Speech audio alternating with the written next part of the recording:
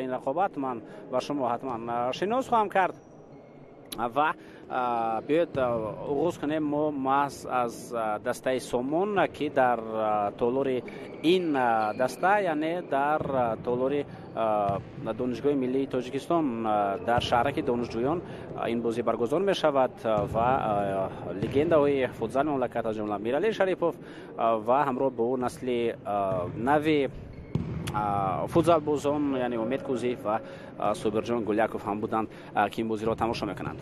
خب بیاید اکنون هیئت دسته سومون رو ما با شما معرفی کنیم. اینجا پنجگانه اساسی با طور زل می باشد. رقم 2 خوشبخت ایسویف او در خط دروازه خواهد بود.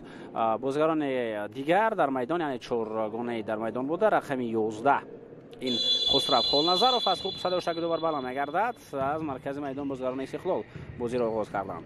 رقم 14 محمد جان اسلام خان، رقم 88 هوتمشاه رحمانوف، تحت رقم 8 کامران خوشوقتوف در میدان هنرنمایی میکنند. این پنجگانه اساسی دسته سومون است و اکنون پنجگانه اساسی دسته استقلال یعنی اونایی که از ثانیه اول به میدان وارد شدند اینها میباشند. رقم 22 دروازه‌بان و کاپیتان فیروزبек مرادوف. بازیگران دیگر در میدان رحمان علی شریفوف رقم 6، محمد شریفوف رقم 88، خوب رستم حمیدوف رقم 14 و عبدالقیوم معروف تحت رقم 8.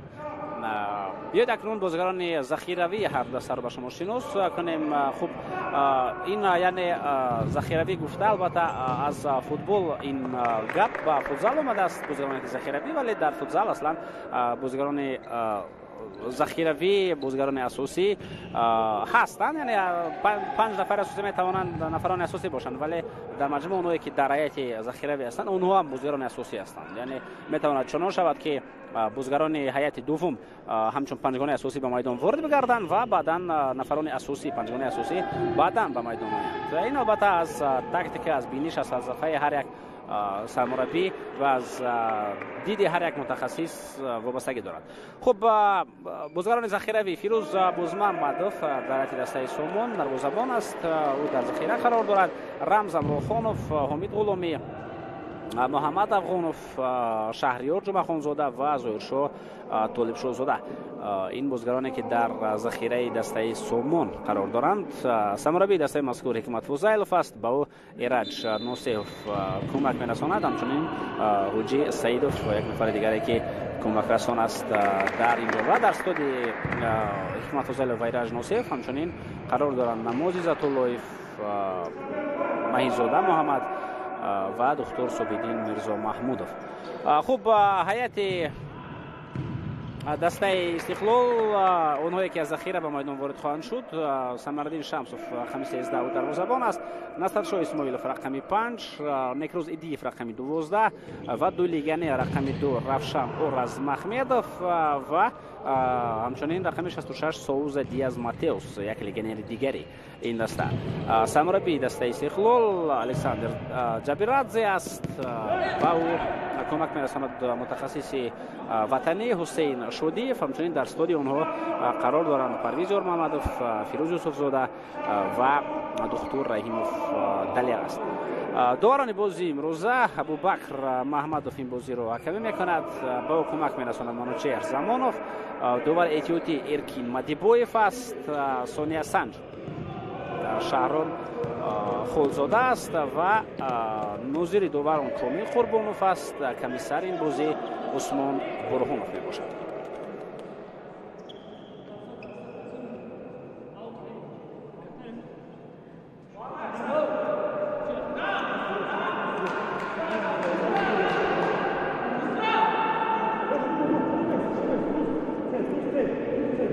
موقع میگیرند در خط دفاع بازیگران دسته استقلال. این وضعیت استانداردی به نفع دسته سومون است. محمد جان اسلام خان در کانال قرار دارد. پاس یا باقی امکانات ضربه زنی به وجود می آید. تا اینجا ضربه هم به طرف دروازه اجرا شد. خسرو خالنظرов این ضربه را زد ولی در نتیجه صدگذاری ضربه برطرف کرده شد. یک پرتاب دیگر به خط حمله و اینجا توپ از میدان بیرون می رود.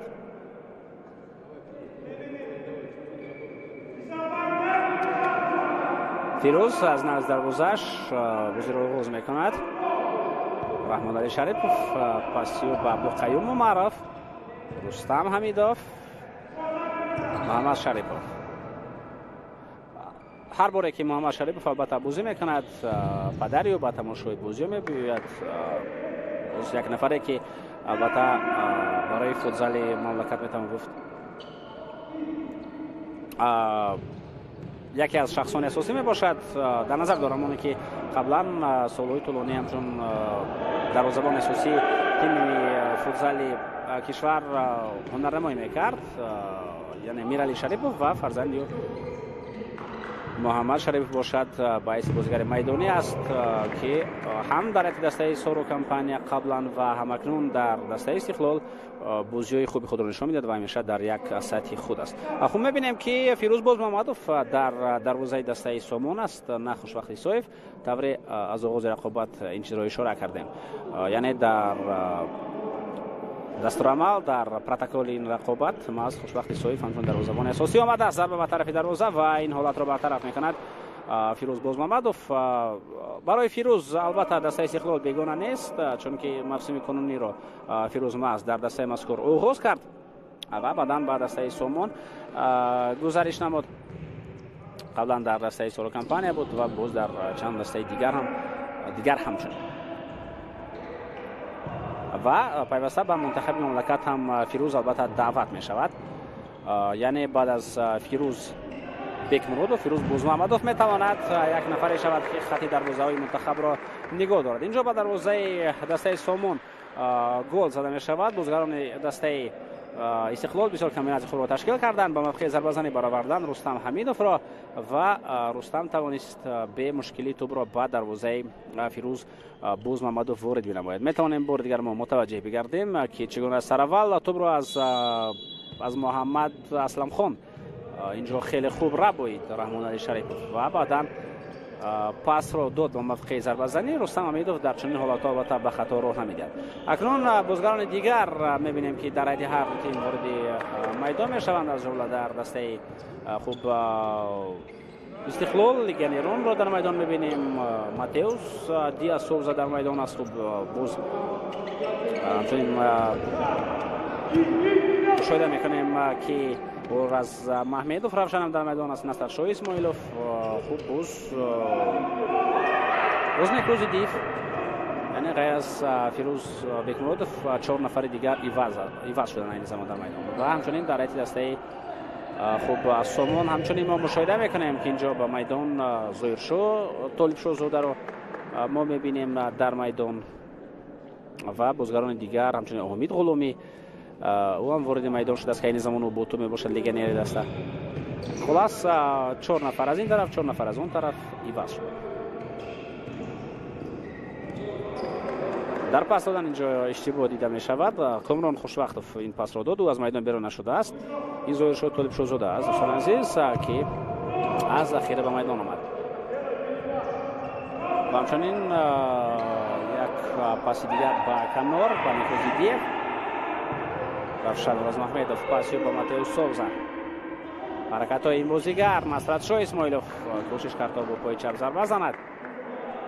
در تلاش خود بازیگر مذکور موفق نگردید.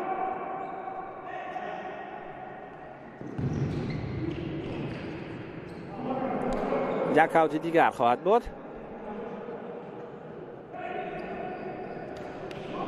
ضربه با طرفی دروازه و مشاهده میکنیم که این ضربه رو نیکروز ایدیف اجرا کرد. بازم صدگذاری خوب. پرتاب نوبتی ضربه و بینید که چگونه ضربه قوی اجرا کرده شد. روشن نور از محمدوف این ضربه را زد ولی ضربه لیگنر دسته استقلال بالاتر از دروازه رفت. توبرابوی نوبتی روشن نور از محمدوف پاسیو با فیروز بیکمرودوف.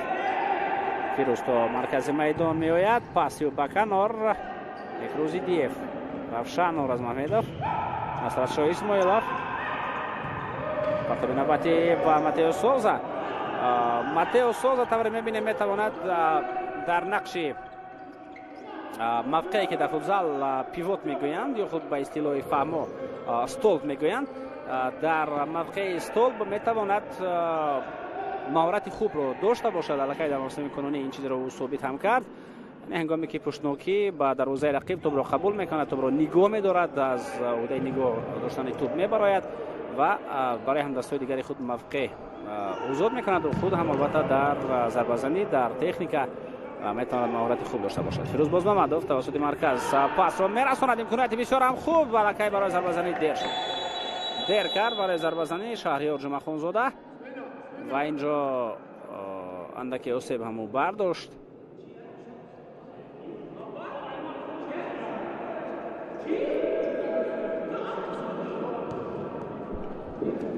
میتوانیم متوجه بگردیم چگونه نصرت شاه اسماعیلوف و روشن رضا احمدوف تلاش کردند و مشاهده میکنیم که نصرت شاه اسماعیلوف قاعده بازی رو ویران نکرد، یعنی او در سرعت پیش گذشت از بازیگر سامون از شهریار جمعه زاده. خب به میدان میآیند همون 4 نفری که قبلا در میدان بودند، یعنی اینجا من در نظر دارم عبدالقیوم، رستم، محمد و رحمان علی را.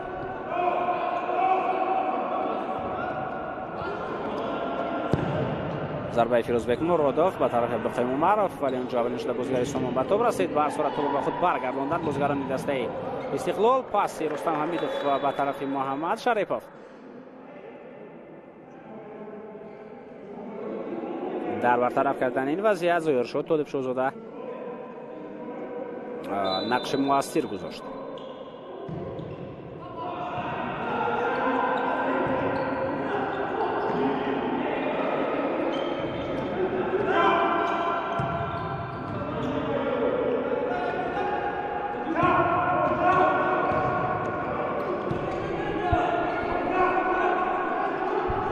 فیروز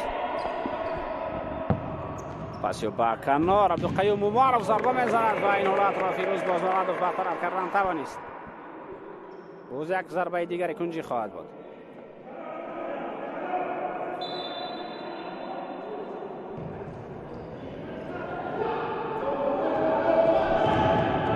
حمله نوبتی رحمان علی شریفوف پاسیو ضربه نوبتی و رستم حمیدوف حساب رقابت را 2-0 به نفع دسته استقلال میگرداند. در رباییدن توپ مشاهده میکنیم که رحمان علی شریفوف بسیار نقشی بریز دارد و بعدا 2 پاسیو به رستم حمیدوف و هر 2 پاس با گل انجام می‌دهند.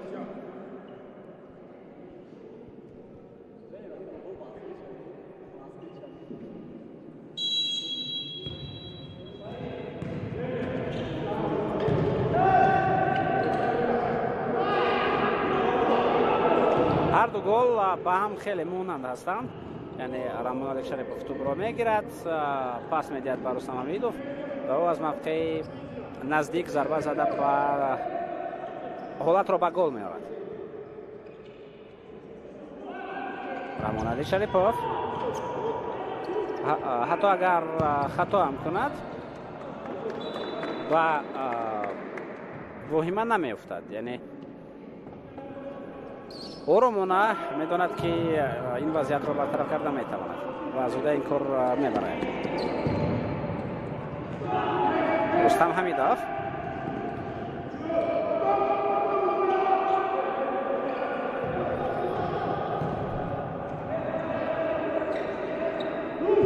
محمد جان اسلام خان توپ را به خط حمله میرساند، میتواند امکانیت خوب پیدا شود.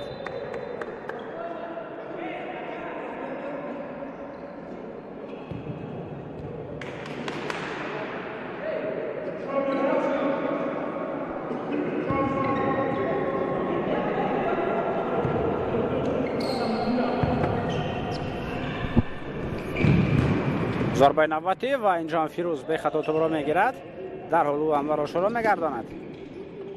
به حمله میگذارند بازیگران دسته سومو، کوشش رمزم را خانوف، پس باقی محمد جان اسلام خان مبارزه میبرد با او محمد شریفوف و توپ را میگیرد محمد جان شریفوف. حمله بازیگران استقلال با ضربه کنجی جنب بس میشود.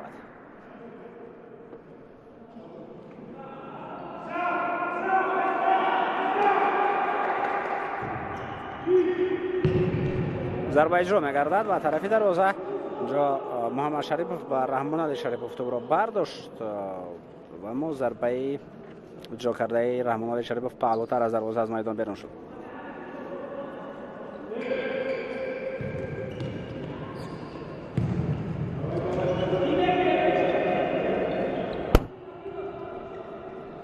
دو موقع گرفتن بازیکنان استقلال، اکنون حتی 1-3 هم میشود هنگامی که با پرسینگ میگذارند. یعنی نصرت شاه و عبدالقیوم در خط حمله پرسینگ میکنند. دو نفر دیگر رقیبتر از اونها هستند. ماتئوس دی سوزا هم نزدیکتر میشود با پرسینگ و عبدالقیوم برمیگردد با عقب. ماتئوس دی سوزا، نصرت شاه اسماعیلوف دو نفری هستند که این زمان پرس کرده رسیدند و پرسینگ اونها باعث برای میشود که محمد جان اسلام خان از این موقع نگذرد، بیشتر نرود. ماتئوس دی سوزا دوباره با داخل جریمه گاه پرتاف، ضربه هم اونجا اجرا کرده شد ولی ضربه روشن نوروز محمدوف خیلی بلند و دقیق رفت. پس با عقب حمله بازیگران سومون شروع میگردد. رمضان باخانوف در کنار مبارزه و پاس با چگونه امکانیتی اولی گلزنی با وجود آمد ولی بازم این وضعیت استفاده کرده نشد.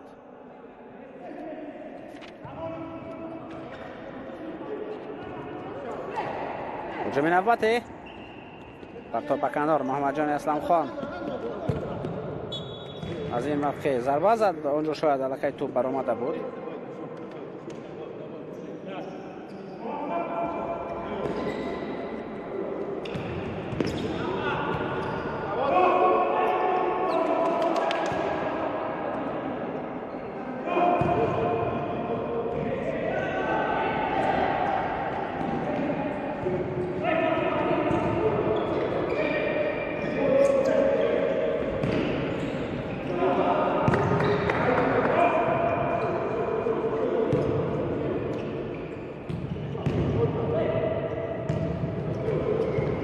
باز با عقب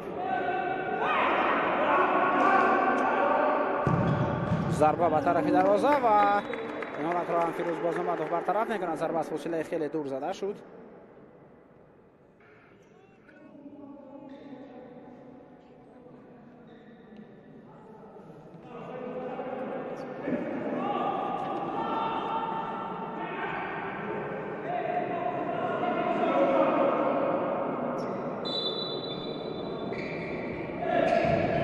پس نیکوزیدیف باقی و بعدا نصر شاه اسماعیلوف دوباره به ماتئوس دی سوزا پرتافت.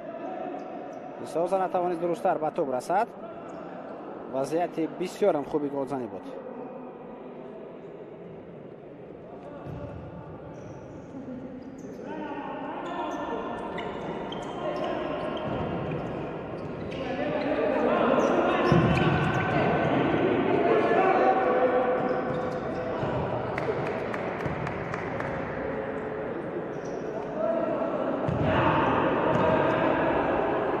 نصر شاه اسماعیلوف پاسیو دوباره میگیرند رمضان باخانوف پرتاب به کنار به محمد جان اسلام خان.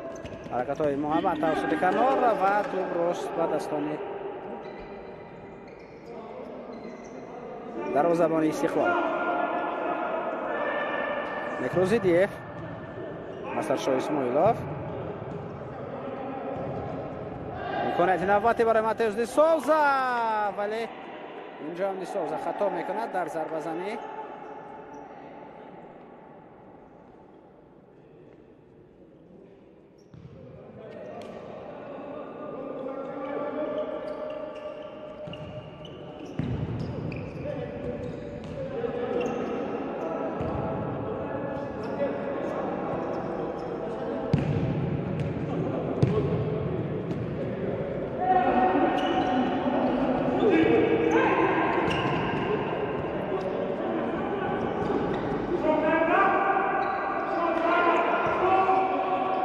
مرادوف، نصر شاه اسماعیلوف، ضربه و در این وضعیت هم فیروز بازمدوف موقع درست رو اشغال کردن توانست.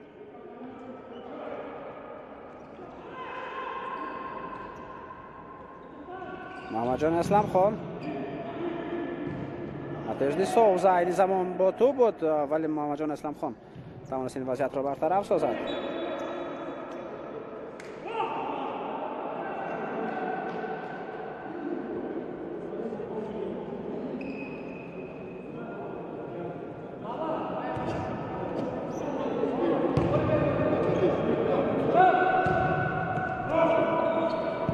رحمانعلی شریپов бар то ба канор. Муҳаммад Шарипов, Абдулқаюм Умаров.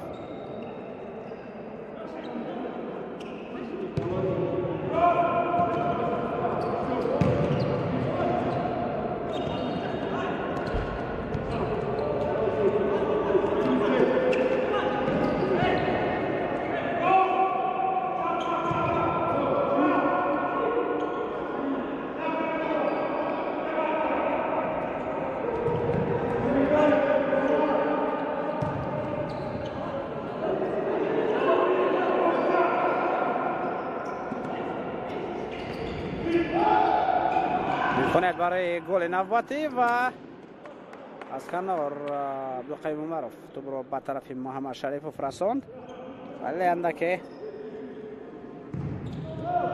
توپ نادرست رفت، سرعت بلندتر داشت و خودی محمد شریپov هم در موقع دیگر بود.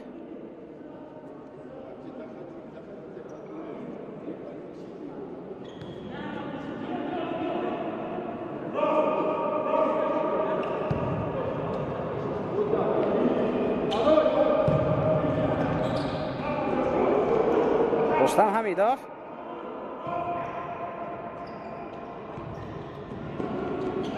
امید غلامی توپ را میگیرد و حمله دسته سامان آغاز می شود. پس به کنار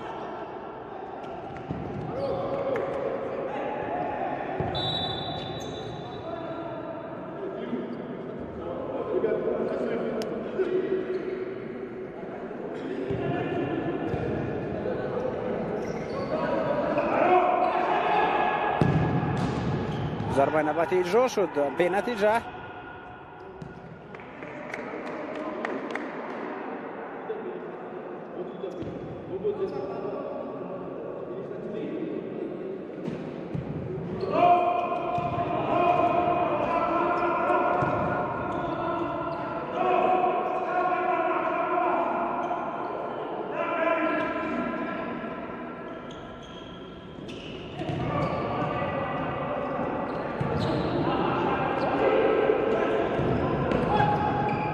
رستم حمیدov پرتابی با محمد شریپov توپ را بازم با محمد شریپov برمیگرداند. رستم هر چهار بازیگر میدانی دسته استقلال در نیمه میدانی سامان نظامیان قرار دارند.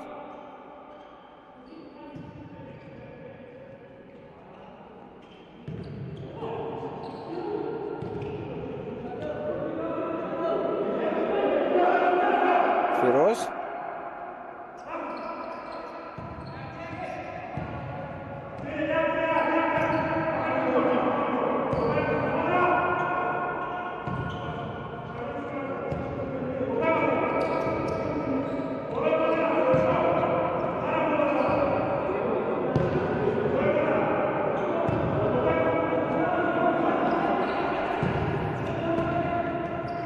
رستم حمیدov پس به کنار امکانات برای ضربه‌زنی به وجود می آید، ولی موقع ضربه‌زنی را اندکی مشکل تر کرد محمد شریپov، چون که دو نفر علاقه از پیش پیدا شدند و موقع ضربه‌زنی را محکم کردند. پرتاب نوبتی و اینجا هفته گل هم هست. محمد افغانوف توپ را اشتباه هم به دروازه خود وارد می‌گرداند. من فکر دارم از هفته گل بود، چون که بله محمد افغانوف اونجا کوشش کرد برای برطرف کردن این حالت، ولی همین خیل شد. اگر او توپ را به دروازه وارد نمی‌کرد عبدالقیوم عمرov حتما گل می‌زد، چون که اونجا علاقه دروازه خالی بود.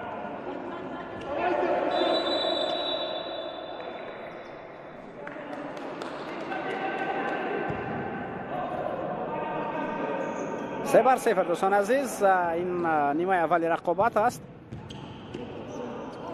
نصرت شاه اسماعیلوف ولی حمید غلامی توپ را میگیرد و میتوانست یک گل هم بستن برساند این بازیگر.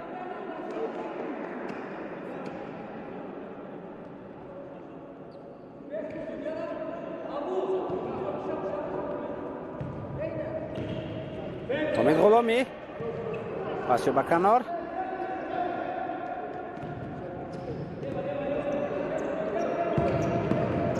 توپ به خط حمله رسانیده می شود.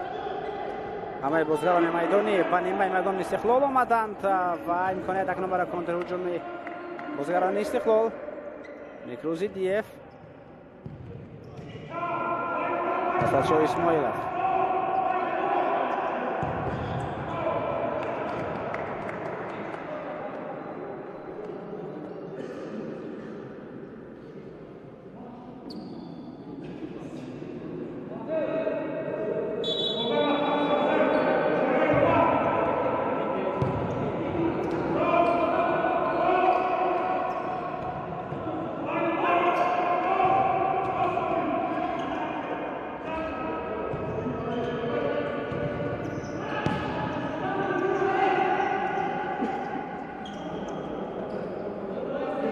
مرادов.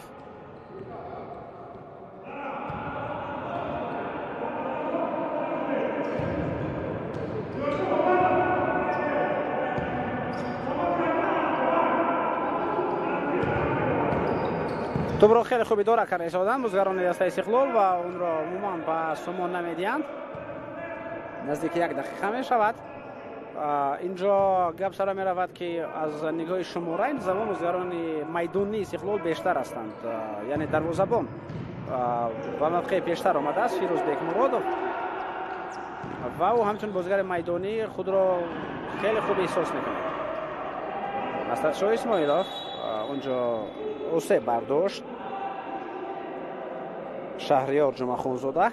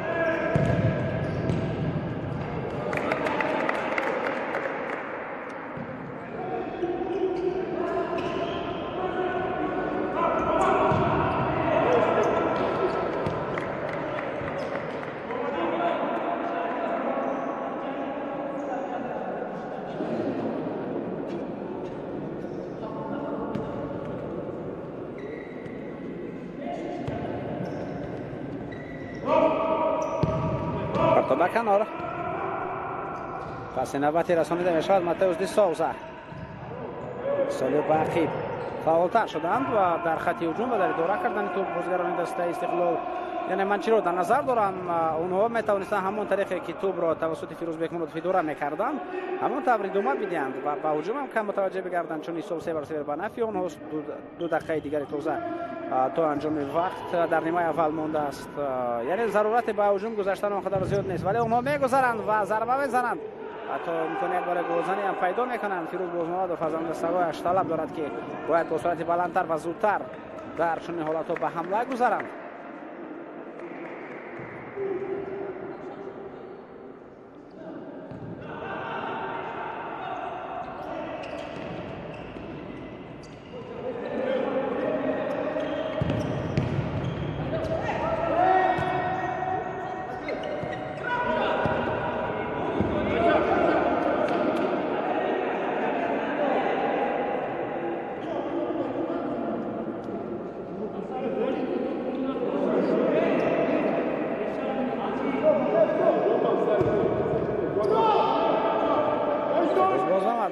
اولین مراتب در بازی موزه تا مرکز میدان آمد، یعنی در اداره کردن توپ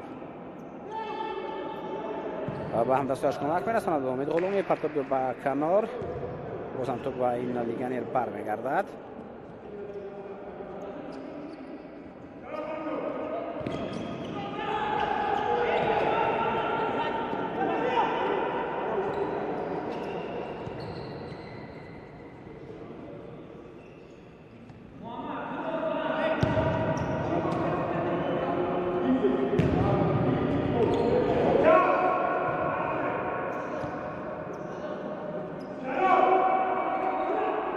ضربه فیروزبک مرادov به طرف دروازه.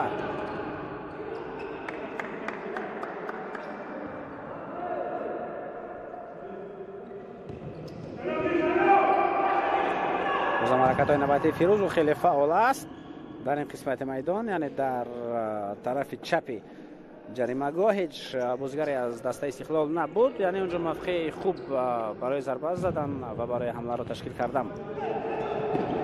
حمله نوبتی بازیکنان سومون، اونها میتوانند برای حداقل یک گل زدن کوشش کنند در قسم اول. پاسی ظاهر شد طالب شاهزاده با امید غلامی. تلاش لیگانر دسته سومون. وقت کمتر میماند و وقت عموما نمیماند در نیمه اول رقابت. همین طریق قسم اول به انجام رسد دوستان ارجمند. حساب رقابت در نیمه اول 3-0. رستم حمیدوف 2 گل را به هدف رساند و یک هفته گل دیگر را بازیکن دسته سومون سیدترش محمد افغانوف و دروازه خود وارد کرد. قسم اول تمام می شود. شما را انتظار هستیم در نیمه دومی رقابت دسته سومون و استقلال.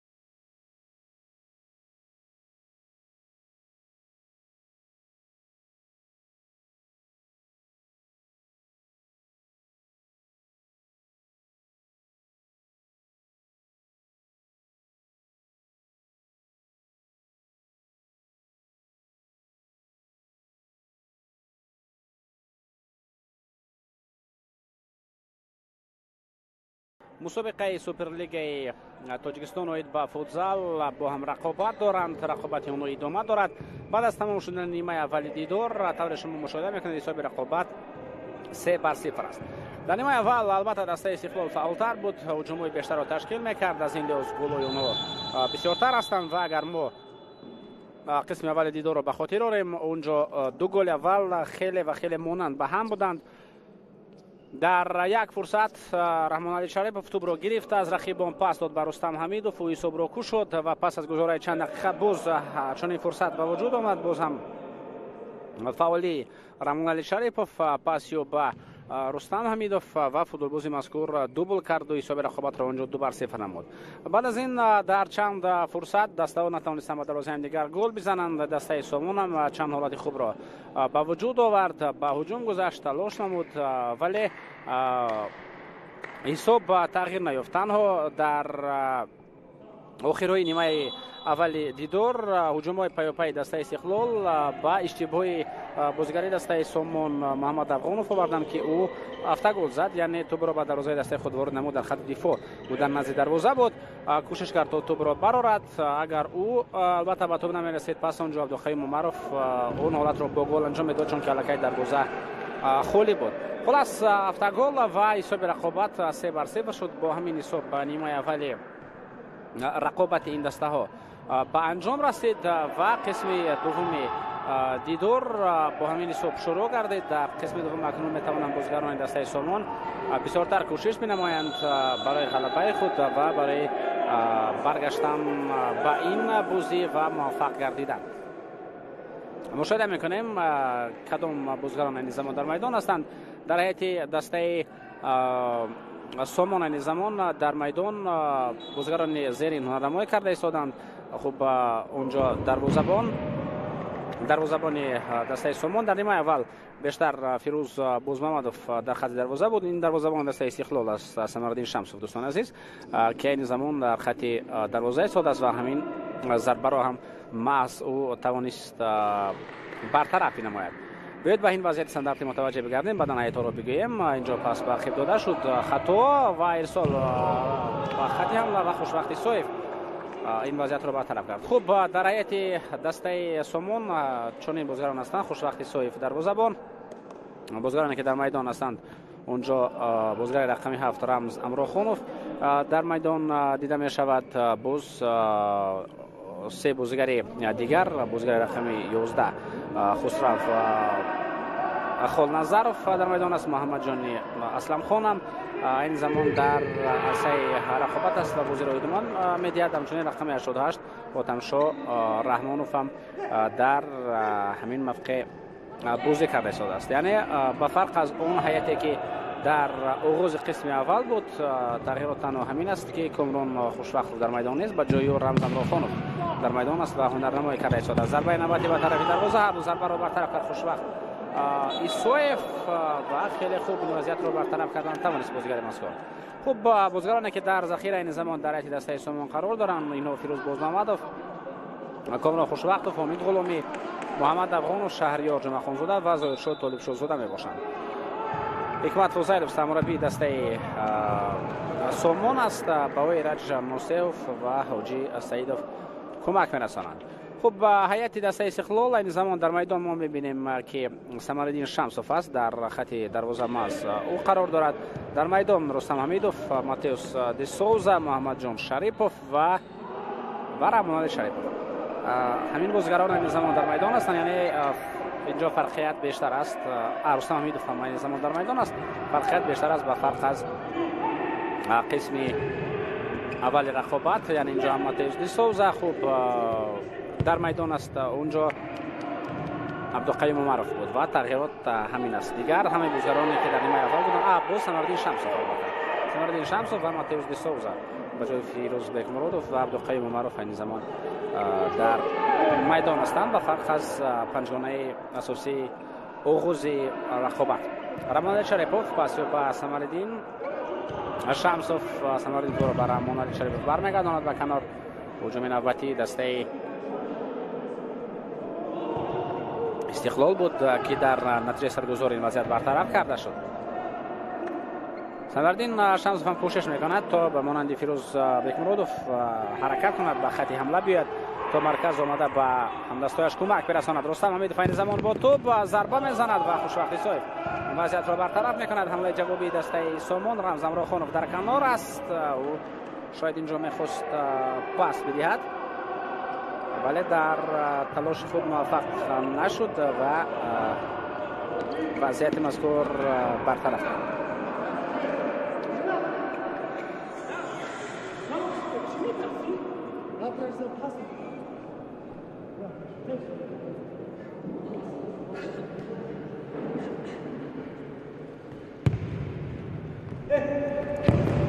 خوشوقتی سویف پاسی به مرکز. اینجا توپ در اختیار بازیکنان دسته استقلال است. امکانیت بهترین گلزنی و ضربه ماتئوس دی سوزا ولی ضربه جا کرده بازیکن مذکور به براج هم بس می شود.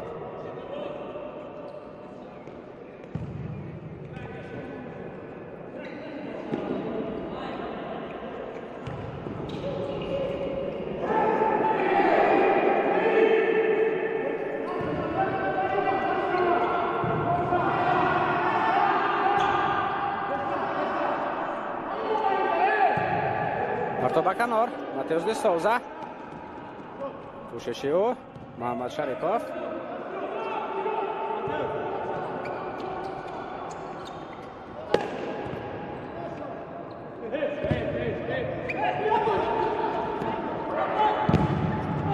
فرصت نوبتی ماتئوس دی سوزا با پای چپ ضربه میزند. برای بازیگر مذکور در نیمه اول هم چند فرصت بهترین گلزنی پیدا شدند ولی اونها رو استفاده نکرد.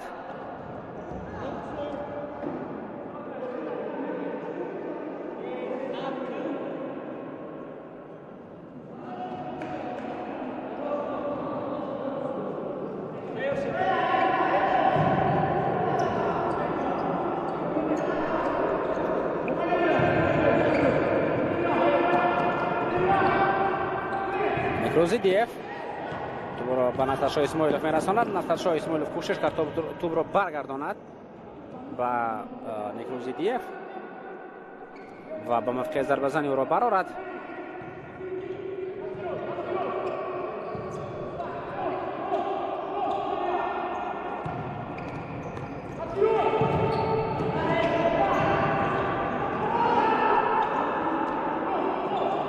سمردی شمساف بلندتر بود سرعت اینجا این ضربه و خود توپ هم خیلی بلند رفت، از این لحاظ هیچ کس اون رو گرفتن نمیتوانست. اینجا بار دیگر به همون فرصتی که ماتئوس دی سوزا داشت توجه ما رو جلب میکنند.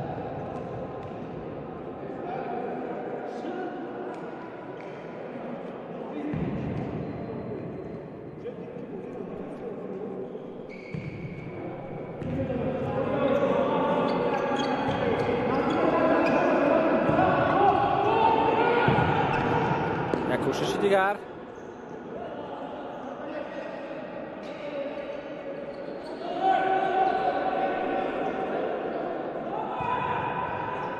پسی شهریار جمعه خونزاده بازم تو به شهریار برمیگردد. کامران خوشوقت شهریار جمعه خونزاده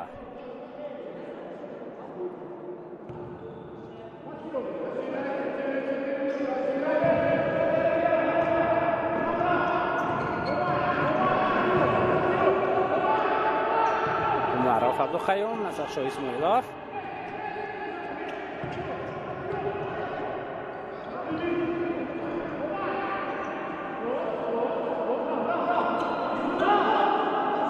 عبدو خیوم معرف مبارزه میبرد در روی او جو محمد افغانوف بود.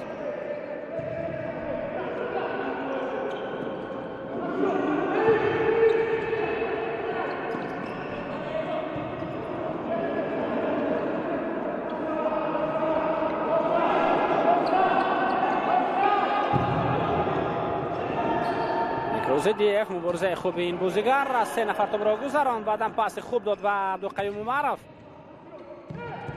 ضربه به طرف دروازه.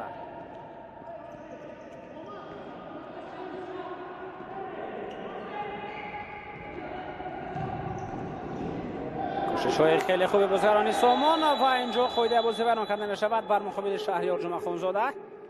بله این قاعده بیان کنی است. در قسم اول هم برای شهریار یک امکانات خوب پیدا شد برای ضربه زدن و خلال رسانه تشای اسماعیل، ولی نصرشاه اونجا قاعده بازی رو بیان نکرد. اینجا باشد نیکروز دیف با طور دیگر بازی کرد، یعنی با قاعده بیان کنی راه داد و تایم اوت در این دقیقه مشورتی. اکنون شاید سرمربیان قرار خصوص سرمربی دسته سومون اینجا مشاهده میکنیم چگونه ایرج نوسیف فرمانده ایستاده است که کدام تاکتیک استفاده کرده می شود، یعنی همین وضعیت استانداردی رو میخوان خیلی خوب استفاده ببرند بازیگران دسته سومون. و الکساندر زبیرادزه باشد با احتمال خالی با موقع گیری در خط دفاع در همین وضعیت استانداردی فرمانده ایستاده است.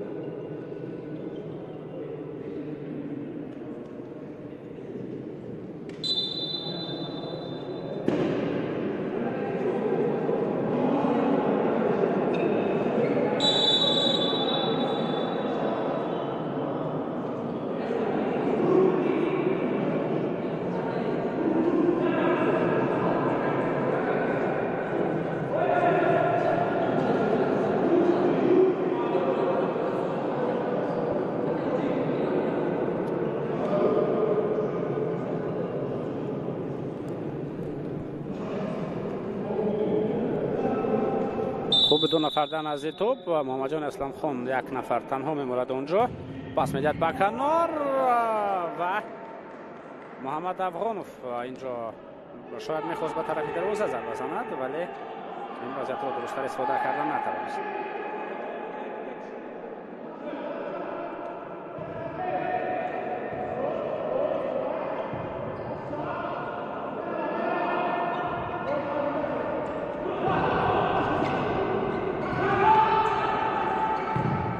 از پرسینگ کوشش دارند تا خود را رها کنند بازیگران دسته استقلال تا نیمه میدان رقیب هم آمدند.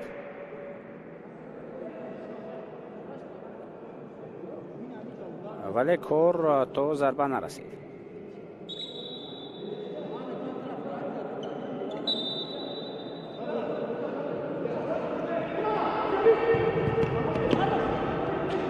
حامد غلامی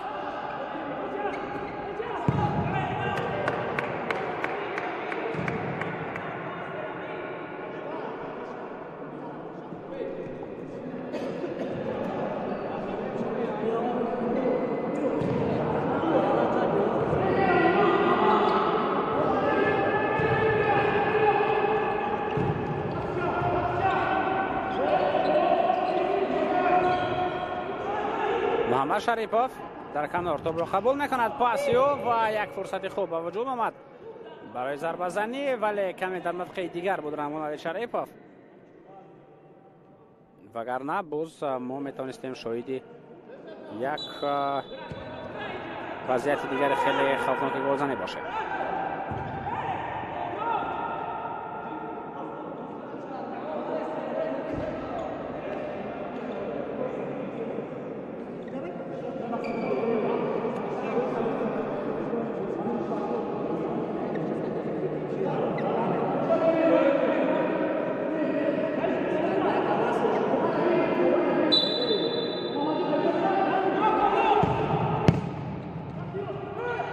ضربه رحمان شریپوف به طرف دروازه دقیق معروف سناردین شمسا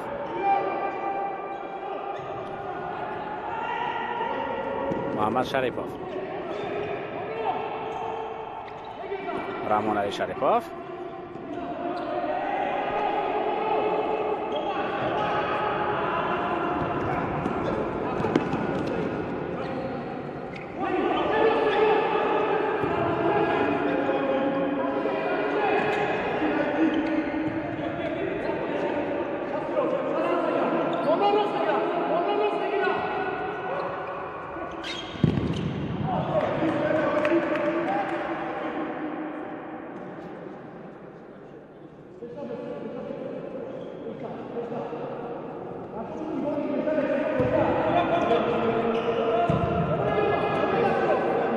نیکروزیدیف در کنار مبارزه خوبی و امکانیت بسیار هم خوب با وجود آمد.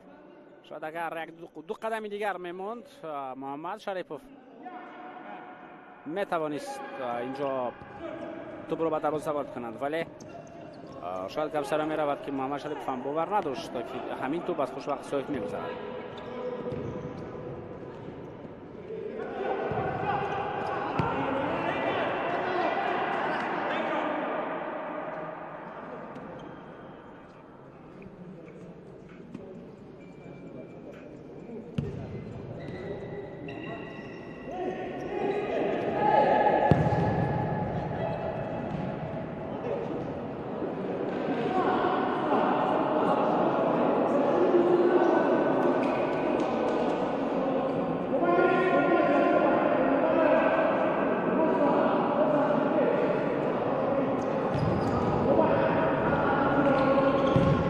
نیکروزیدیف پرتابی به کنار، تو به طرف رستم محمد رسانیده می شود. کوشش رستم، ولی محمد اسلم خان توانست این وضعیت را برطرف سازد.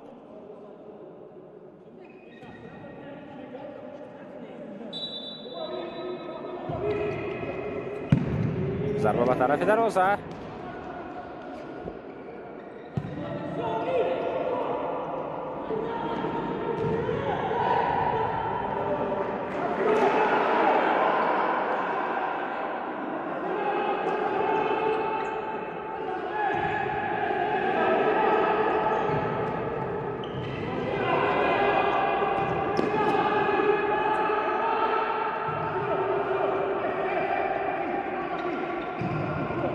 پرتاب به کنار.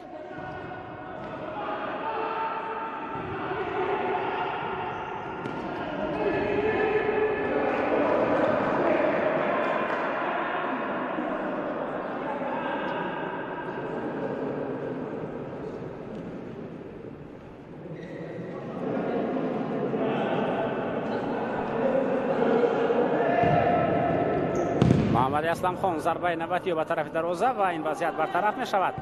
وقتی سویف پاسیو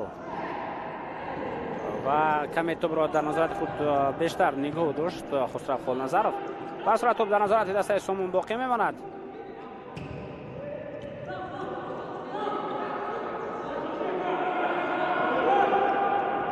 رمزم را خونوف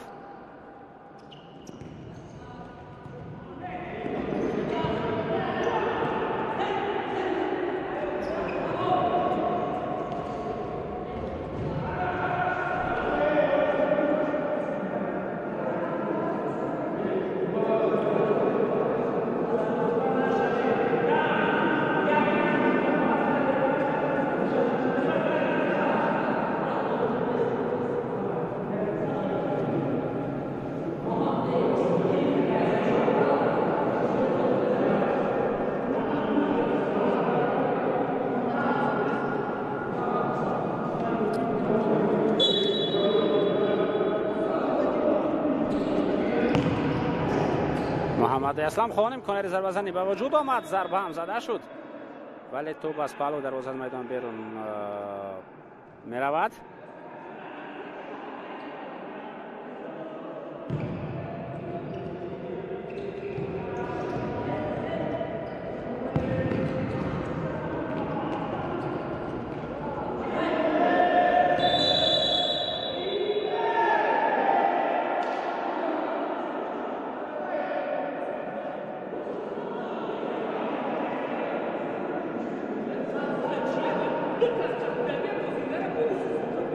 مشاهده میکنیم که چگونه بر مقابل خسرو خالنظرov اینجا بازی کرده شد.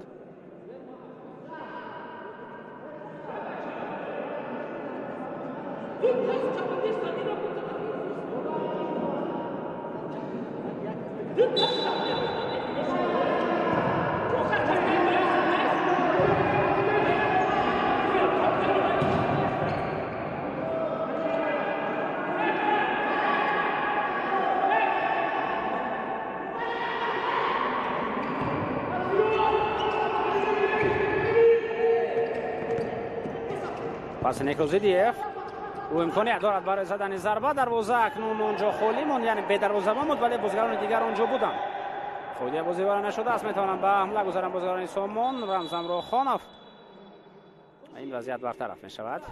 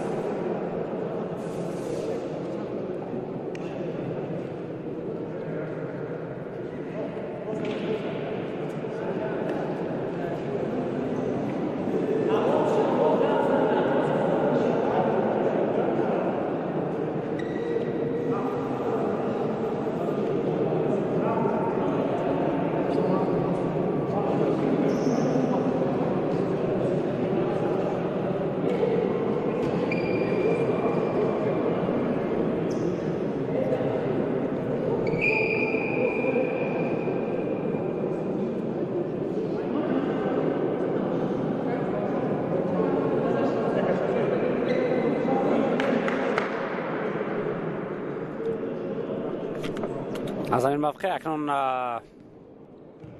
بازی ادامه خواهد کرد. پس نوبت به خط حمله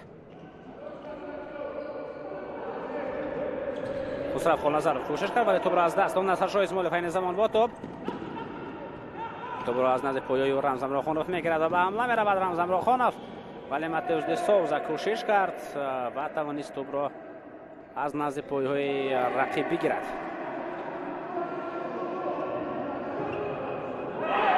Шанор аз Мамедов, Пасио, Матеус де Соуза.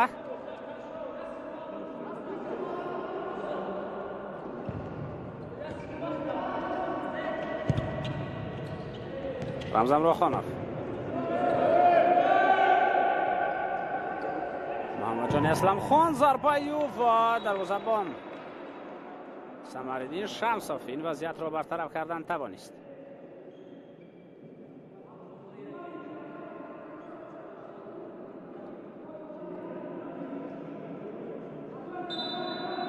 مشاهده میکنیم که ضربه هم قوی بود، خوفناک بود ولی دروازه‌بان از ایده برطرف کردن آن برآمد.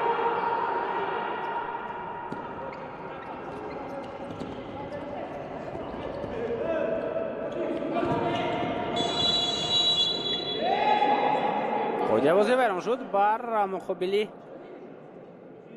عبدالقیوم اومرov.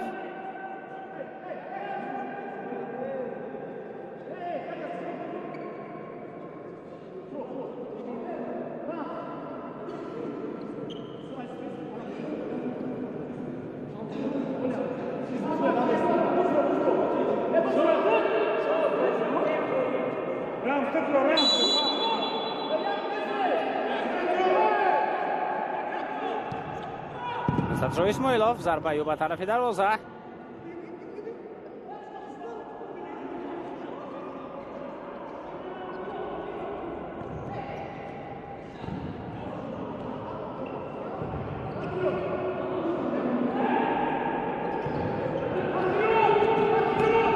عبدالقیوم اومرov پاس به عقیب.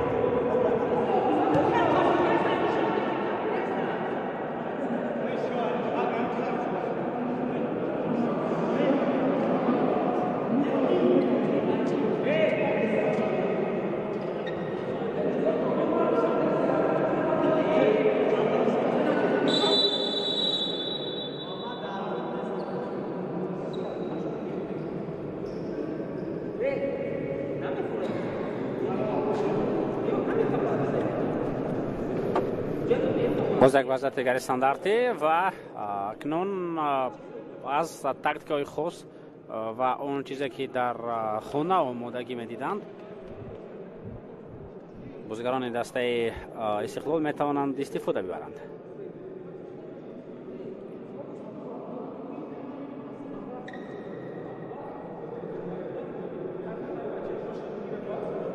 اونجا حکمت فضیلوف و ایرج نوسیف هم کوشش میکنن تا دستور سپارش‌های خود را بدن، یعنی برای موقع درست گرفتن در خط دفاع.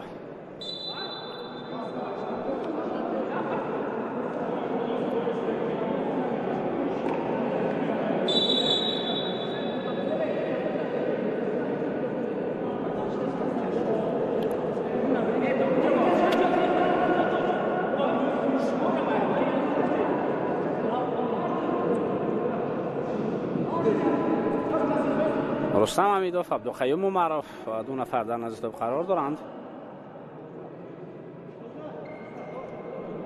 خوشوقتی سویف اینجا دیوچه دفاعی سنئی رو میماند. ضربه رو محمد شریفوف خواهد زد. پاس یا بکنار، نه ضربه بود بلکه پاس.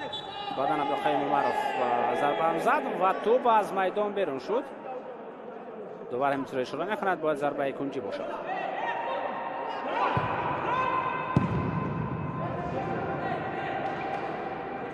توپ از میدان بیرون شد.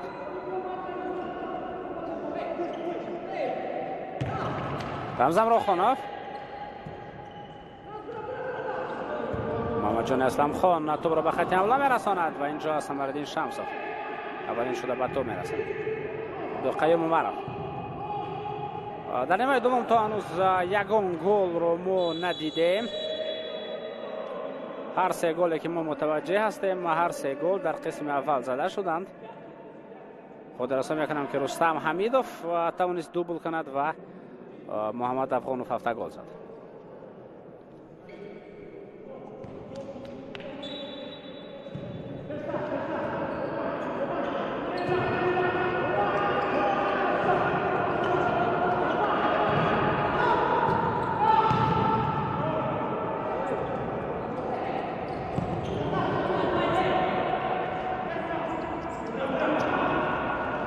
حمله نوبتی دست استقلال امکانات خوب برای گل زدن پیدا می شود. رستم حمیدوف ضربه زد و اونجا پای خود رو خیلی خوب گذاشت هوتمشور رحمانوف و توانست این وضعیت را برطرف کند.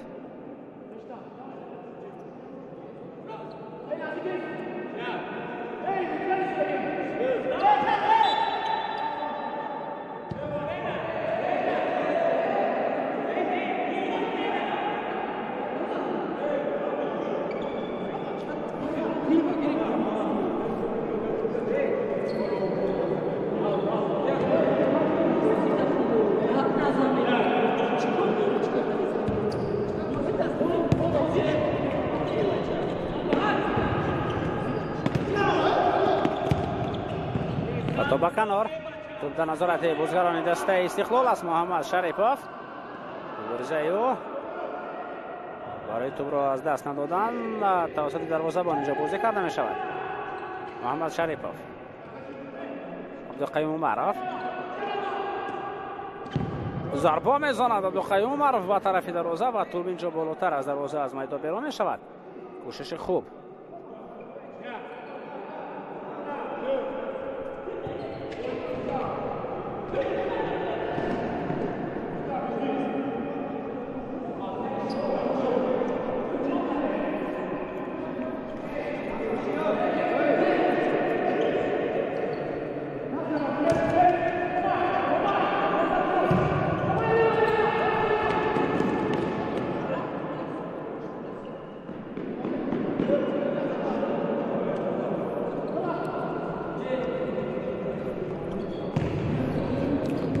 خوشوقتی سویف از دروازه خود بیرون می رود.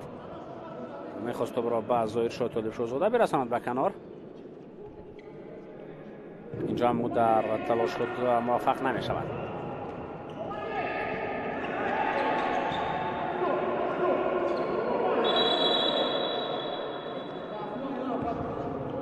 بر ضد حمید غلامی هم خود بازی بیرون شده است.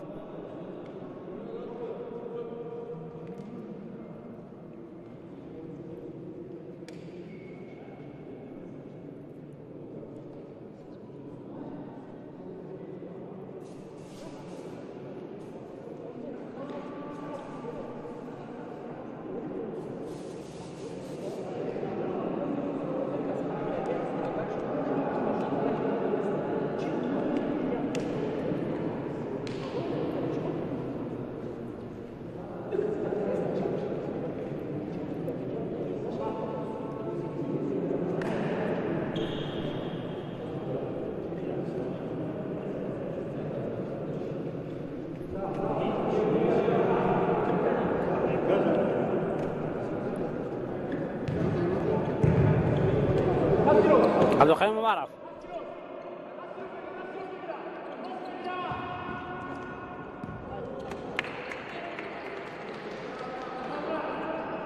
هجوم‌های که خوفناک گلزنی باشند و فرصت 100% گلزنی باشد، چون این حمله هم در نیمه دوم به مراتب کمتر از قسم اول دیده می شوند. در نیمه اول ما چنین فرصت ها رو برها متوجه گردیدیم. در اینجا غیر از همون یک حالتی که ضربه به طرف دروازه خوشبختی صاحب زده شد و او هر دو ضربه را برطرف کرد، در آغاز نیمه دوم دیگر فرصت های گلزنی به چشم نمیرسند. این زمان چون فرصت است و ضربه میزند محمد جان شریف به طرف دروازه، تو وارد دروازه شد و وارد دروازه گردیده، بعداً برگشت دروازه بان را گرفت. یعنی این گل است. حساب رقابت 4-0 و البته میرعلی شریفوف خرسند است چون که فرزند او خیلی گل زیبا را به ثمر رساند. ببینید که چگونه او رقیب را فریب داد. اینجا در پیش او کامران خوشوقت بود و محمد جان شریفوف این رقیب را خیلی خوب فریب داد و توانست او را به دروازه وارد کند. این اولین گل در نیمه دوم رقابت است و اولین گل برای محمد جان شریفوف در این بازی. رحمان شریفوف، عبدالقیوم معرف، نصرت شاه اسماعیلوف، ماتئوس دی سوزا، عبدالقیوم معرف،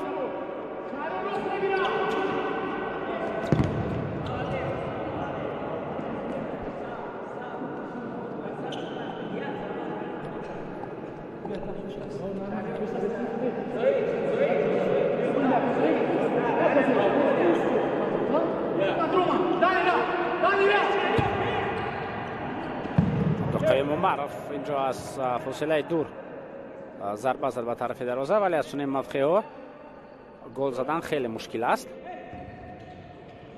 مرتبه نوبتی امکانیت خوب پیدا می شود. ضربه و این کامران خوشوقت بود که ضربه زد، ولی ضربه اجرا کرده این بازیگر برطرف شد. کوشش نوبتی ظاهر شد طالب شد پس به کنار. خوشوقتی سایه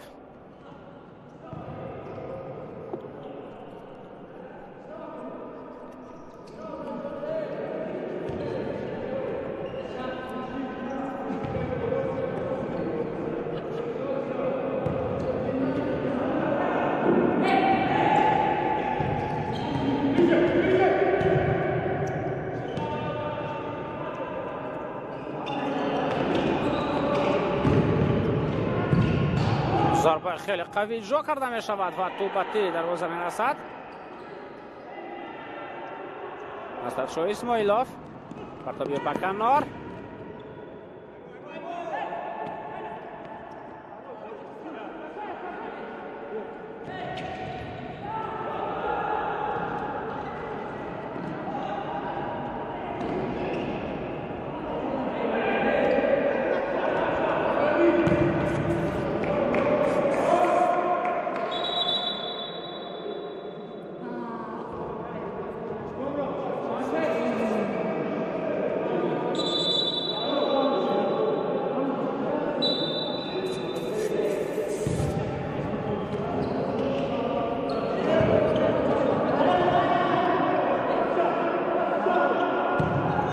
شمسوف ماتئوس دی سوزا دو نفر رو فریب داد، ولی بعداً ضربه اجرا کرده یا برطرف کرده می شود.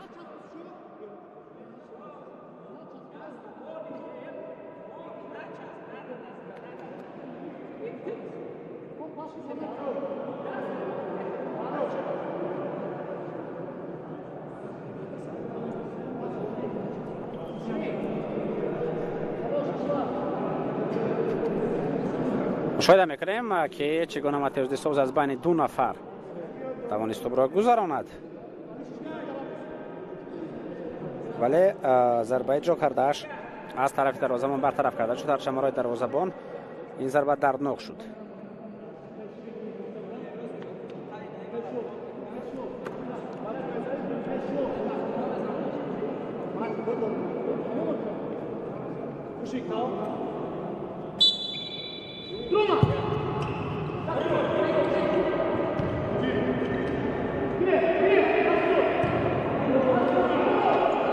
نصرت شاه اسماعیلوف зарбаю ва боз ҳам дарвозабон хушвақти соиф дар мавқеи дурусти худ қарор дорад ва ин вазъиятро бартараф кард.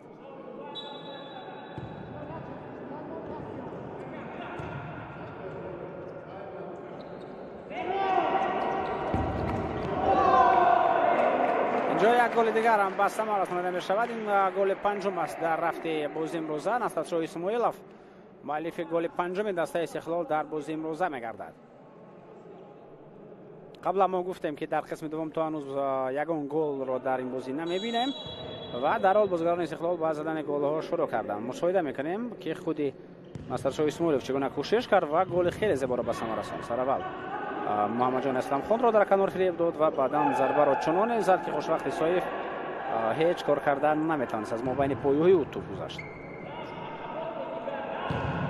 пас ба канор Абдулқаюм Умаров талоши ӯ зарба ва инҷо кӯшиш кард Матеус де Соуза, вале туп инҷо аз паҳлӯи дарвоза аз майдон берун гардид.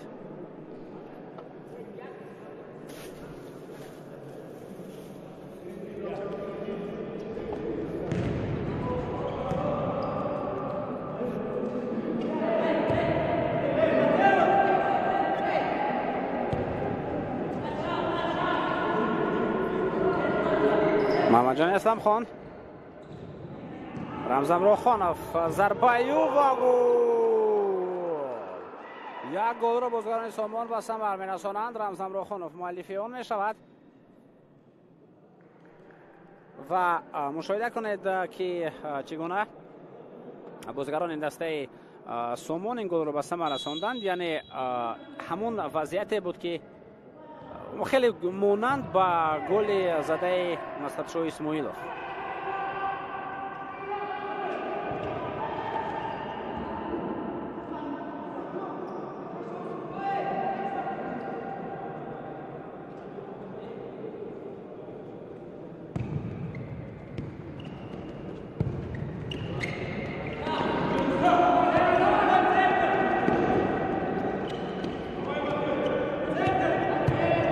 Ba kanor.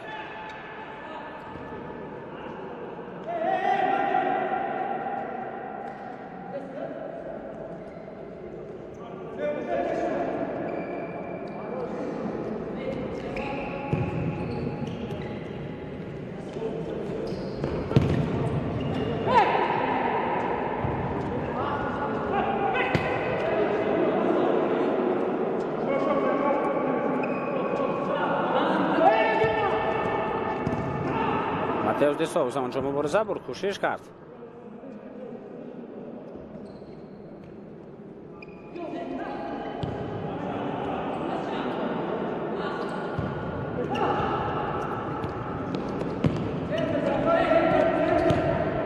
Партоби навбатӣ, ин вазъият ҳам бартараф шуд.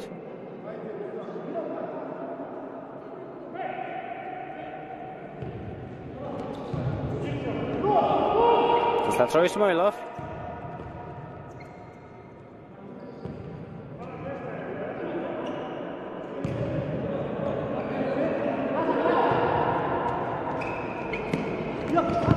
Матеус де Соуза инҷо ҳам кӯшиши гол задан кард. як паси дигар, имконият барои задани голи навбатӣ. Матеус де Соуза аз ин мавқеъ ҳамун зарба зад.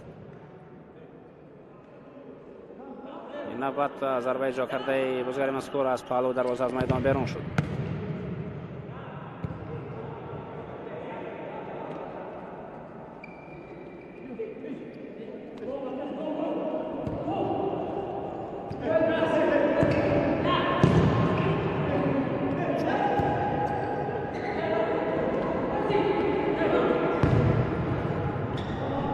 وقت خیلی کم مانده است عموما در این رقابت.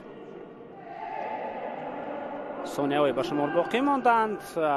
اینجا با توپ رستم حمیدوف و همین طریق همه پای میبرد که این بازی به انجام میرسد. دوستان ارجمند، رقابت دسته‌های سومون و استقلال شهر دوشنبه بود. هر دو شهر دوشنبه هستند که در تالار دانشگاه ملی تاجیکستان این رقابت برگزار شد و با حساب 5-1 به نفع دسته استقلال این بازی به انجام رسید. 3 گل در قسم اول زده شدند و 2 گل دسته استقلال در نیمه دوم و 1 گل دسته سومون همچنین در قسم دوم زده شدند. یعنی در مجموع میتوان گفت 6 گل زده شدند، 3 گل در نیمه اول و 3 گل در قسم دوم. دسته غلبه کرد که البته همه انتظار داشتند، یعنی دسته فاوریت، دسته اولی، دسته پربهم از استقلال بود که استاتوس خود را در این رقابت نشاند و با حساب کلان 5 و 1 بر دسته سومون پیروز شد. در اینجا با شما خیر خوش میکنیم. خیر تنسه در خانه آباد باشید و از گل ها حلاوت برید.